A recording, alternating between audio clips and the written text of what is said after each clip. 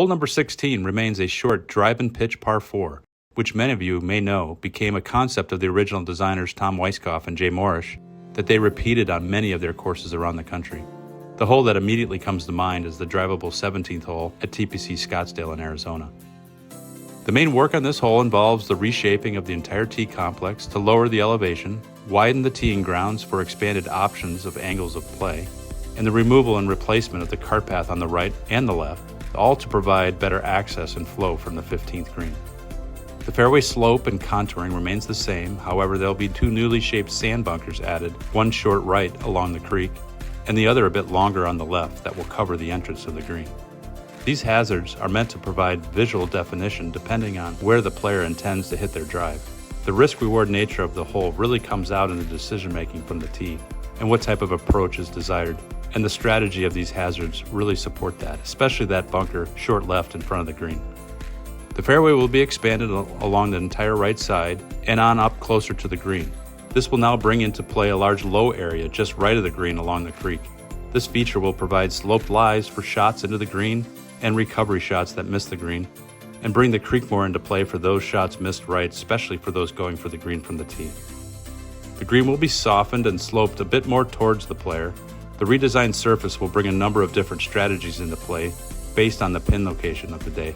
The green shape will definitely be unique and be surrounded with short grass. There will be one small sand bunker behind, probably not very visible, but very much into play. I can see this green to be considered small and wicked, and have some really good pin locations. Since this hole is not only short, but one that is designed to create a dramatic finish to the course, I'm ready to put some teeth into this green. I can tell you this, if you miss on the wrong side, you'll be scrambling for an up and down.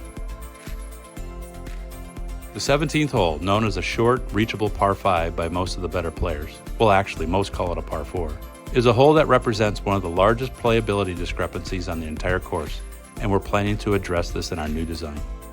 First, the tees are shifted left to open up the view towards the right side along the OB and the homes. We're going to grab a few extra yards with a new back tee and add two new forward tees with one on the other side of the creek. The new teeing layout and angling will be more in line with the variety of swing speeds across the membership. The fairway and the landing area is expanded left to direct your eye more to the left away from the right side corner, with a new sand bunker short left to provide needed balance and definition.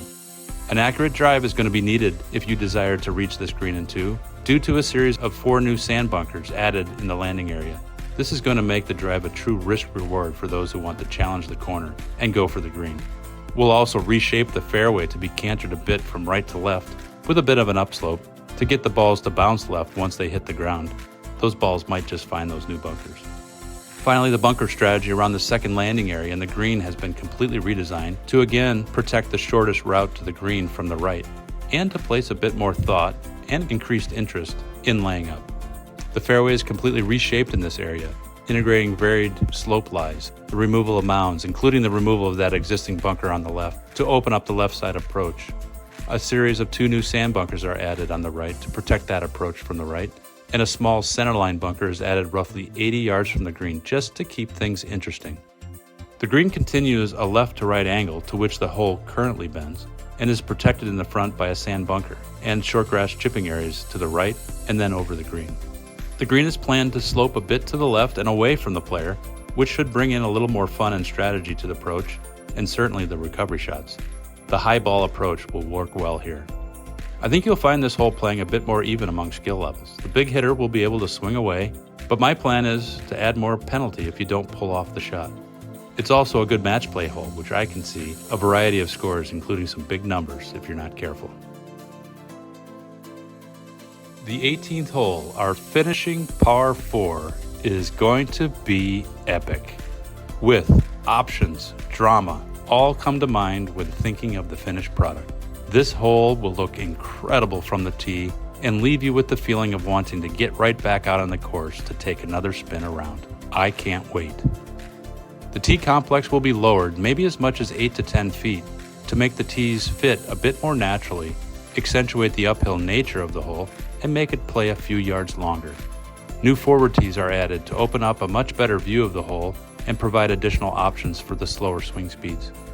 Both the left and the right fairways will be expanded and exposed to provide the feeling of a true choice for which side to play the hole. Go to the right for a direct line, but be faced with more hazards and a narrow green. Play to the left for a more open landing area, but a longer, strategic approach to the green.